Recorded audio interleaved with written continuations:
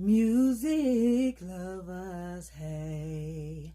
We are celebrating classic music on vinyl, and the album of the week is courtesy of Tamala Records, a Motown subsidiary label. It is entitled Here, My Dear by Marvin Gaye.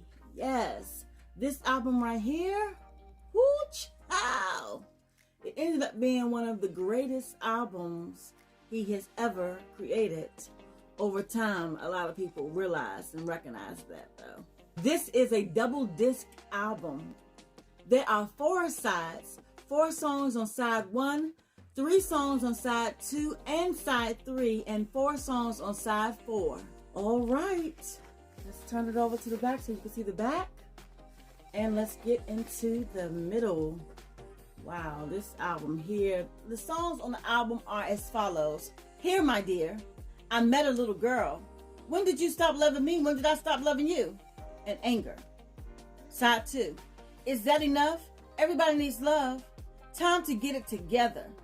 Side 3. Sparrow. And a Song. When Did You Stop Loving Me? When Did I Stop Loving You? Instrumental. Side 4. A Funky Space Reincarnation. You Can Leave, but It's Going to Cost You. Falling in Love Again.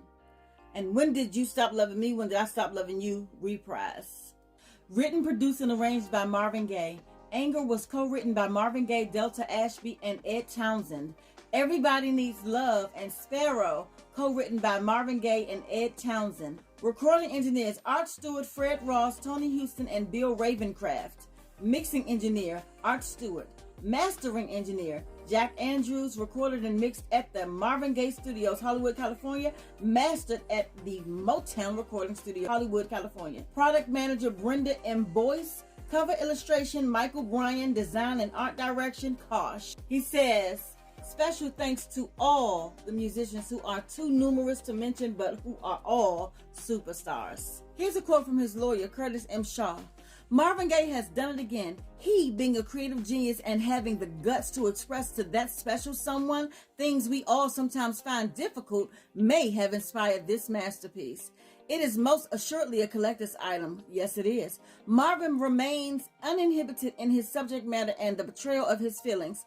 He testifies through Here, My Dear, and takes us on a musical trip through a personal experience we can all relate to. A love that once was, love promised, love denied, love gone astray. I wondered through it all if Marvin would be able to capture and then convey all of the feelings that one experiences while undergoing such an ordeal. Not only has he done all of this, but as only Marvin Gaye can do, he causes a mesmeric experience to take place, especially when he sings, When Did You Stop Loving Me? When Did I Stop Loving You?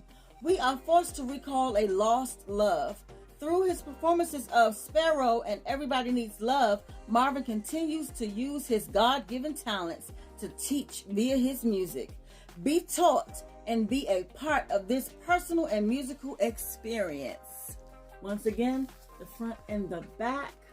This artwork, this painting, this is very, very detailed and very telling. Now let's get into some history. Okay. When Here, My Dear was released in the end of 1978, it was panned by consumers and critics alike, who called the album bizarre and uncommercial. The album's lack of success angered Gaye to the point that he refused to promote it any further.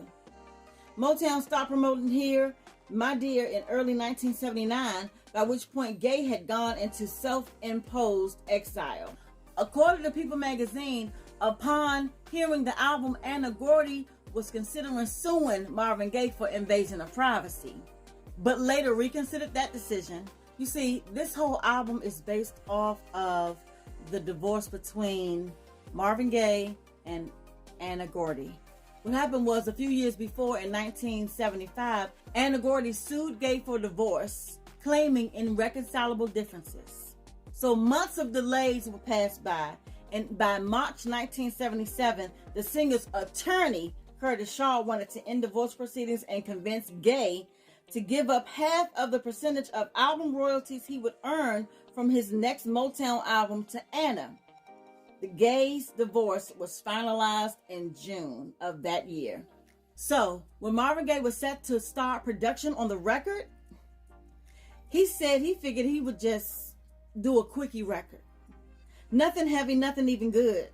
Stating, why should I break my neck when Anna was going to wind up with the money anyway?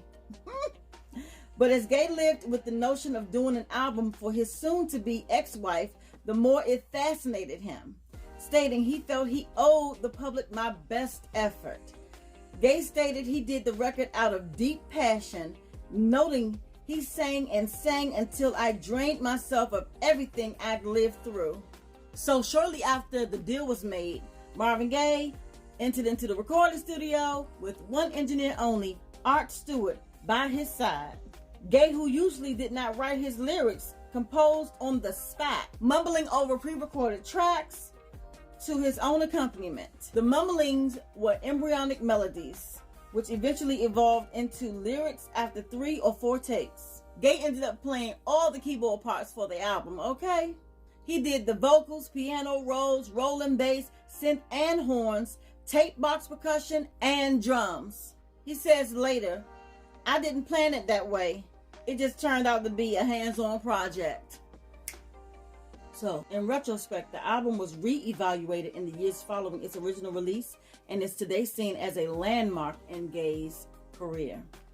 In 1994, the album was re-released due to an increased attention on Gaye's life to commemorate the 10th anniversary of the singer's untimely death, and reached #1 on Billboard's R&B catalog chart. Here My Dear was voted one of the greatest albums in music history by Mojo magazine in 1995.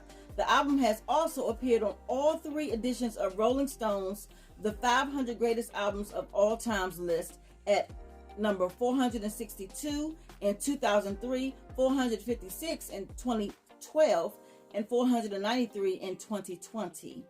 On February 15, 2008, Hippo Select reissued Here My Dear as a 2-disc expanded edition, including a song cut from the original album, Ain't It Funny How Things Turn Around, which was remixed by funk legend Bootsy Collins. This too featured remastered and alternate versions of the songs from the album, remixed by contemporary soul producers such as Salaam Remi, Questlove, Prince Paul, DJ Smash, Motion Worker, and others. All right, let me know the song that touched you the most on this double disc album. This has been Marquita, Cheron, singer, songwriter, and music journalist, signing out. Mwah!